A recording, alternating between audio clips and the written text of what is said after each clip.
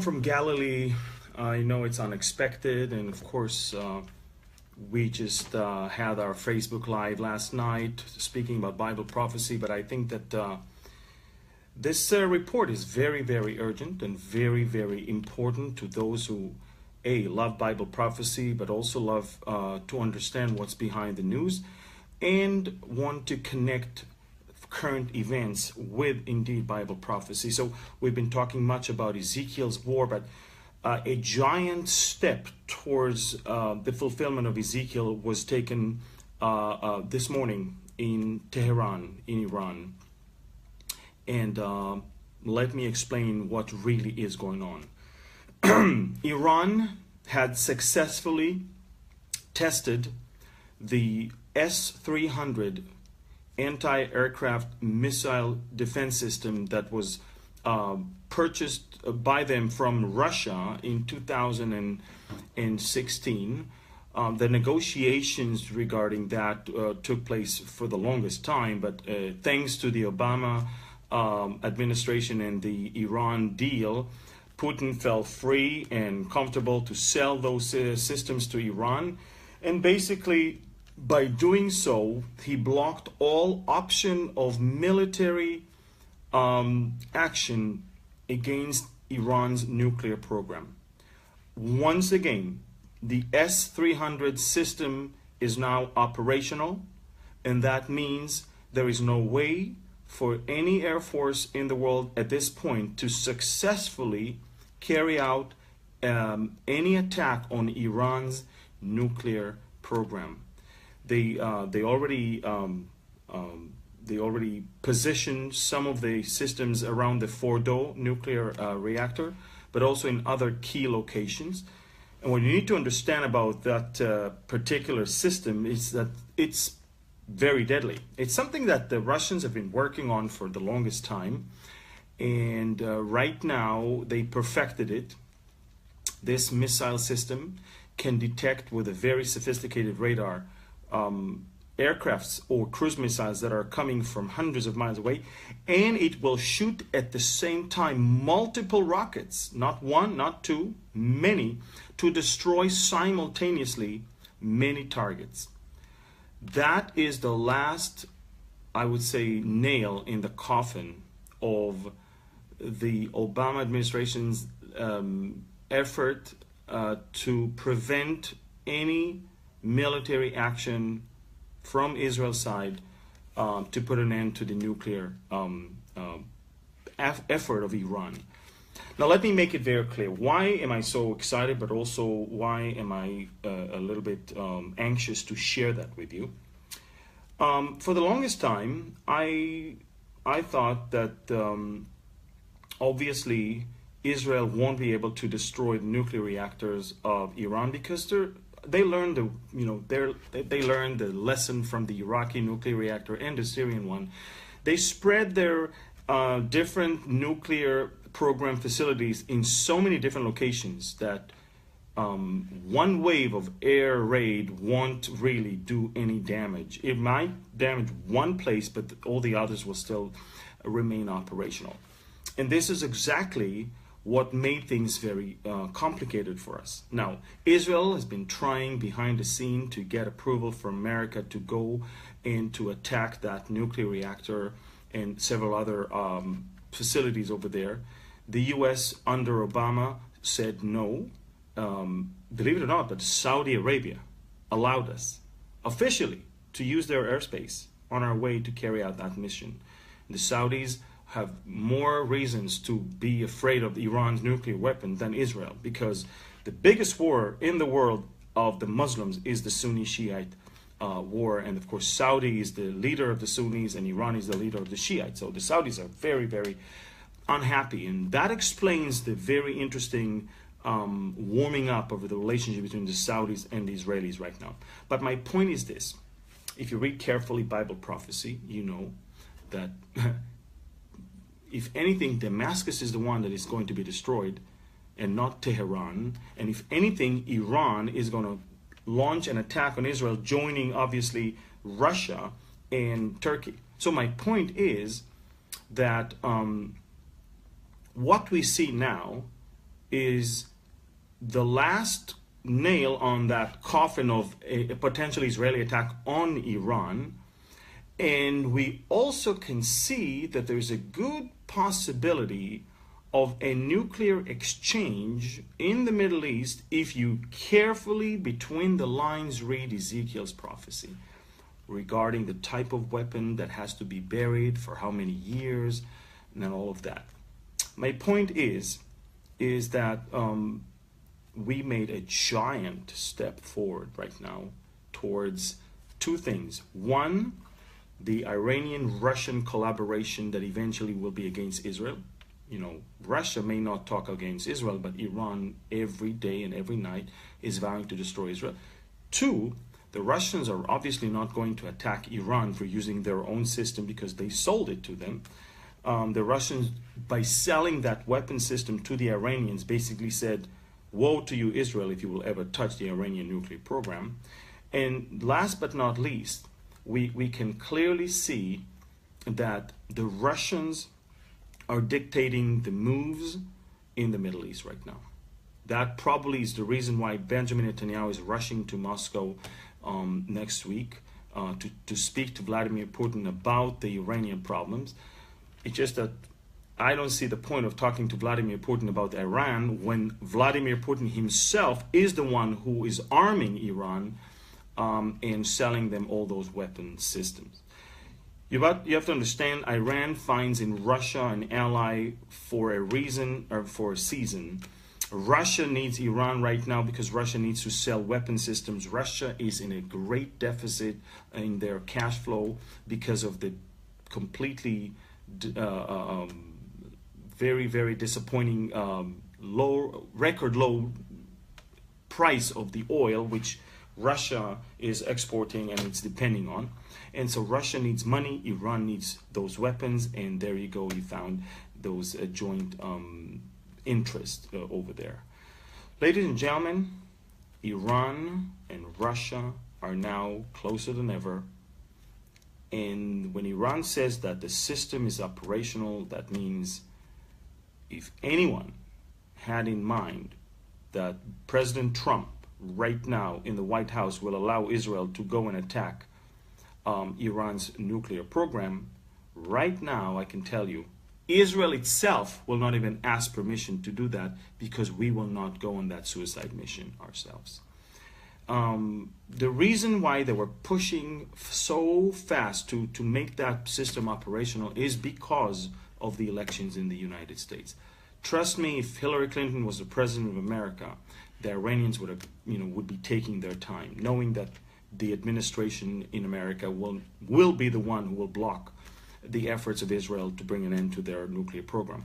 Since Trump is singing completely different melody than Obama, and since Trump is very strongly coming against the violation of the Iranian in that nuclear deal, and has imposed new sanctions on them, the Iranians decided it's time to move forward, make that system operational in case, God forbid, Saudi, America, and Israel will join hands in order to bring an end to their nuclear program.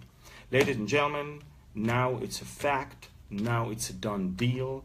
Iran is going to have nuclear weapons at some point because there is no way, operational way, military way for Israel to stop it from happening. And that, of course, brings the Middle East into a completely new phase, a phase where Israel is going to face I would say, opposition, and will have, obviously, the American backing won't really matter here because Russia is in the Middle East. Russia is physically in the Middle East, not America. And if the Russians are allowing the Iranians to do whatever they want, then Israel is completely exposed and vulnerable. Remember, Ezekiel 38 is not talking about America helping Israel. It's not talking about Saudi helping Israel. It's not talking about Europe helping Israel. If Ezekiel says anything about Saudi, about Europe, and about America, is that they will probably criticize the attack, but not more than that. Wow. So we're moving forward. We're moving ahead. things are escalating in the Middle East. A good friend of mine, Pastor J.D. Farag, said that the election of Donald Trump escalates, or maybe expedite Bible prophecy, and that's exactly what happened. You can see that it's because of Trump's election that the Iranians are now rushing to test those missile system and to make it operational, just in case Trump will somehow allow Israel to do something there. Very, very interesting. I thought it's worth updating you. These are breaking news. These are important news. And for Bible prophecy, this is a giant step for the fulfillment of Ezekiel chapter 38.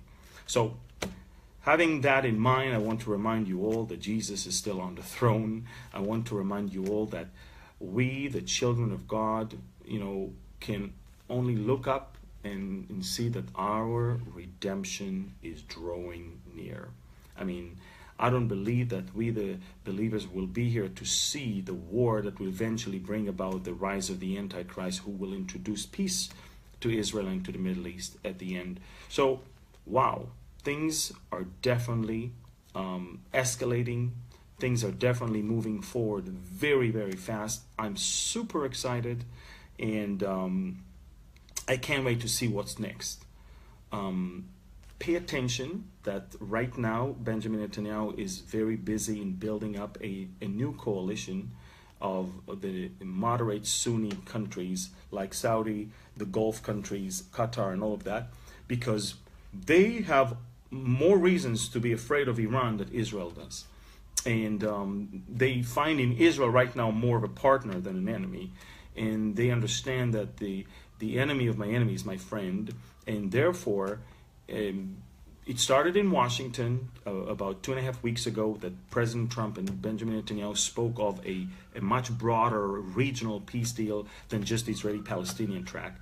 Really, to be honest, nobody cares much about the Palestinian-Israeli track right now. The problems in the Middle East are much greater than that nonsense of two states, which is completely not even doable, because the other side is not even accepting the Israeli state as a fact. But I do need you to understand, the Bible doesn't talk about two-state solution. The Bible doesn't talk about the Palestinian state. The Bible is talking about Iran attacking Israel. The Bible is talking about some sort of a nuclear exchange. The Bible is talking about Russians' involvement in the Middle East.